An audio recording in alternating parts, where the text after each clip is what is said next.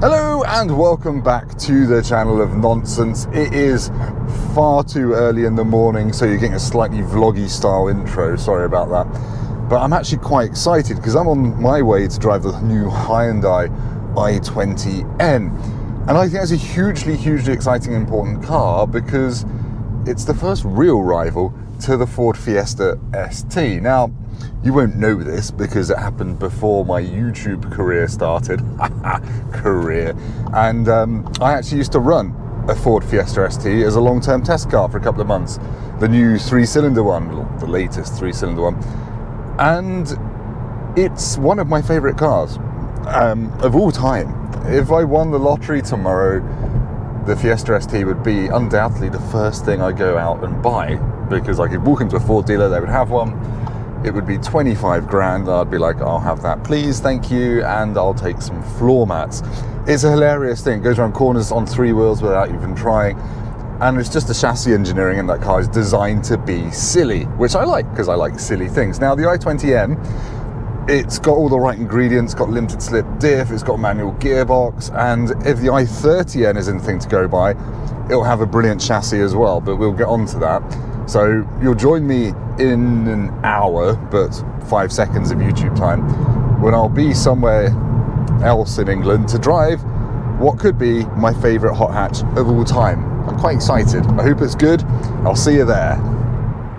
Here it is in the Hyundai i20N in all its Parma Violety ready glory, I guess. It kind of looks like someone put some old sweets and a frog in a blender of these red bits around the bottom. Now, this is a £25,000 car. It's got 204 horsepower from a 1.6 litre 4-pot, obviously it's turbocharged, 275 newton meters of torque, 0 to 62 in 6.7 seconds. And it'll do 142 miles an hour, which isn't bad for a pocket rocket. Now, unlike the Fiesta, the i20N is only available in a practical 5-door body. The Fiesta, you can get 3 or 5 doors. Quite like the look of this. I just like Hyundai's N purple. It's kind of bluey purple. It's just, I don't know, flies in the face of all that macho reds and blues and blacks that we normally get from performance cars. So yeah, I'll just give you a very quick walk around before we go for a drive. Don't know if you can see that on the grille, but you've got these kind of like checkered flag motifs in the grille, which are quite cool, racy little details like that. Obviously some gloss black bits like the mirror caps.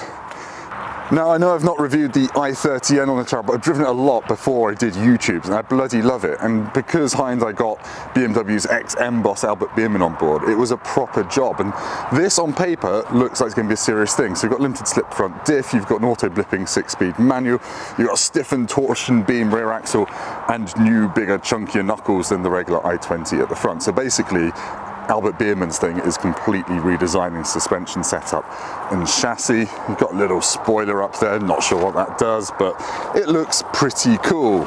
Diffuser down there and a single fat exhaust. Should we see how much of this exhaust is real? There we go. I can't actually see, but that's the exhaust. Now, obviously the whole point of a hot hatch is that it's practical as well as quick, and you have got a 352 litre boot, which is a wee bit bigger than the one in a Fiesta ST. And I mean, that looks perfectly usable. And this car basically comes with loads of stuff as standard. I don't know if you can see, it's got a Bose sound system. Ooh, yeah. Right, anyway, let's do the interior quickly and then go for a drive. Because it's a 5-door, you can actually get to the back seats, so it's quite practical. Shall I hop in? That'll be embarrassing, won't it? Ugh. Right, I've jumped in the back of the i20N and I've got enough headroom and I've got enough knee room. That's in my driving position. So yeah, I'm actually quite impressed by the room inside. This is not actually quite as small a car as you would think, and that kind of shows inside with the amount of room I've got. Right, I'll quickly go up front and then after that we'll go for a drive. Up front you get a set of vaguely buckety seats with this kind of cool pale blue stitching that matches the outside of the car, at least on this colour one.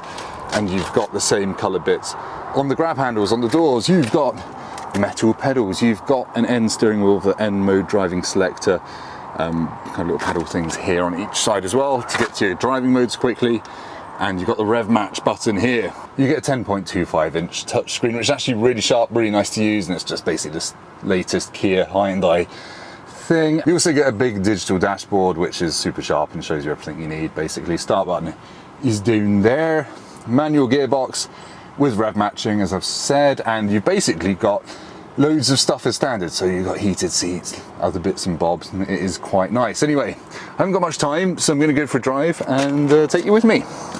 Right, let's go for my very first drive in the i20N. I've only got the car for an hour or so, so it's going to be fairly brief. And initially, I know this is going to be a serious driver's car because the steering wheel, you can get it in the perfect position. It comes nice and far out, nice and low down. Foot on the clutch. There we go. It is keyless. Let me turn the fans down. I'm just going to have to sweat for my YouTube-ness. Manual handbrake. I don't think I'm going to have a chance to try that out for skids, but there we go. It's got one. Manual gearbox, and off we go. Now, like I said at the start of this video, the Fiesta ST is such a good car. I would say it's underrated, but I think everyone knows it's a bloody good car, and this is taking it on head on. So yeah, we'll see if the little Korean pocket rocket can take on, I don't know what Ford is nowadays, Belgian, the Fiesta ST probably. Let's see what that 4-cylinder engine is like. Oh, it beeps at you to change up. And it gives you little farts on an upshift. I love that. Okay, already I can tell this is firmer than a Fiesta ST. Just over the little kind of cat's eyes and bumps in the road, I can tell it's got quite a firm setup. I'm going quite a bit faster than I thought I was there. The rev matching in this car is also one of the first things I've noticed. It is really good. And I know lots of you will be saying, well, I want to heel and toe myself. This actually makes you feel like a hero, so don't dismiss it. And if you want to, big red button on the steering wheel turns it straight off, then you can do it badly yourself. Great. I'm stuck behind a tractor. While I'm stuck behind Farmer Giles, I'll talk about the driving modes. You've got 5 driving modes actually. You've got Eco, Normal and Sport, and the digital dash animation is really cool. When you put it in Sport, it kind of all goes red, as you might expect, but you've got 2 N buttons here as well, so you can customize these 2 driving modes. This one has been set up to be so angry that you get flames around the tacho when you change to it, which I just think is brilliant. More cars should have a bit of a smile, a bit of a laugh, and kind of a bit of tongue-in-cheek behaviour. So well done Hyundai, you get points for that. Let's talk about the N modes, because you can set them up to be whatever you want basically. So you've got choices for the engine mapping, the steering, the stability control, which you can turn fully off, and the rev matching aggression and the exhaust sound. So there's a lot of stuff that you can configure. On Fiesta ST, basically you've got a couple of driving modes and that's it. From memory, you can't customize them very much. You've got G-force meter, you've got launch control, I've got more options. Oh, you can change your launch control revs that it will hold it at. That's brilliant. You can change your shift light settings. Basically, there's a lot to fiddle with. The i30N had that. There was something like 8,769 permutations of driver settings. And this, although it hasn't got adaptive dampers to fiddle with or diff options, there's a lot in there. I like it. Proper fiddly stuff. I'm on a tiny, twisty and probably very dark on that GoPro country road now. And yeah, I can tell you one thing for sure. This has way more grip than a Fiesta ST. Now, part of the Fiesta ST's charm is it kind of lacks rear axle grip. This does not. This feels a lot more serious. There's no instant skidding about on 3 wheels. It feels a lot more track focused and a lot more kind of serious, but it's still fun. It is firm though. It is quite firm. The brakes are pretty phenomenal. And it does move around a little bit on the brakes with stability control off, as I've got it at the moment. But yeah, that engine, let's talk about that briefly. It is punchy. It doesn't make necessarily the sexiest noise, but what to expect. But it has got turbocharged torque for days. It feels stronger than a Fiesta ST, but that might just be me, and I think only ever so slightly. That rev matching is a delight. Let's chuck it into this corner. Woohoo! Okay, it does move around a little bit. Okay, this is tricky. I already can't work out which I prefer. This is a good thing because the Fiesta ST, if you can get close to that, means your car is very good. So already, well done, Hyundai. This is very good, and you can tell that this has been engineered by nerds who like going fast around racetracks. I like that. It doesn't feel junior. I was expecting it to feel a bit kind of softer than the i30N, and I guess it's not really. It feels pretty serious. I've said serious a lot. The exhaust note is quite loud. You get a bit of a boom in the sportiest setting, but obviously you can control that and turn it down. And I think that does actually do flappy things rather than just fake noisy things. I've just found one thing I don't really like about this engine is the rev hang you get on upshift. So I accelerate, lift off, and it keeps accelerating for like a microsecond after you lift off the accelerator, which makes your upshift a bit slushy and not very nice. I don't know what it is. I thought it was my big boots or the rev matching, but it's not. It is just a problem. Ugh, like my belly going round there. There you go, let's try again. Full throttle into a 60 limit.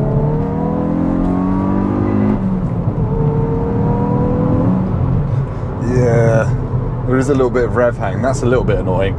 It might be my massive shoes, but yeah, when you're accelerating and lift off to change gear near the red line, it keeps going a little bit. It's like, Now, I haven't taken the i20N anywhere near a dual carriageway or motorway, but I'm doing about motorway speeds, and it's quite quiet in here. There's not much wind noise, there's not much road noise, to be honest, either.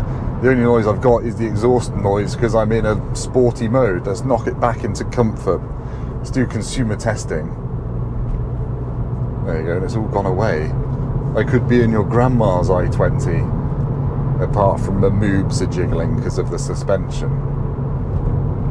But yeah, that's very civilized. We should also talk about the spec of this car and what you get as standard. Basically, the interior feels a good chunk nicer than the Fiesta STs.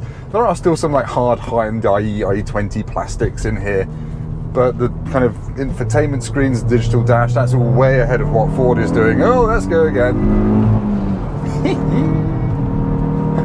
Wow, that front end, whoa! So it's the sensation of grip you get from the front end through the steering is immense, and you might have noticed there that the back end did try and say hello a little bit. So it's not actually not as serious as I first thought. Oh, I do like this. I like this a lot, so I'm only getting short blasts of national speed limits before I have to stop to run over kittens. But yeah, I can already tell that Hyundai's done a seriously good job with this, just like they did with the i30N. When that came out, everyone was stunned at what a transformation Albert Biermann and his N team had given the car. It's not just, you know, a light dressing of power and sticky tyres. It's proper mechanical re-engineering. That's what Hyundai N is all about, and that's what they've done in here with the differential, the different suspension, the knuckles, the stiffer torsion beam. It all comes together to form a very, very lovely package to drive. It's great. And part of the appeal of this package, obviously, is that it is quite small.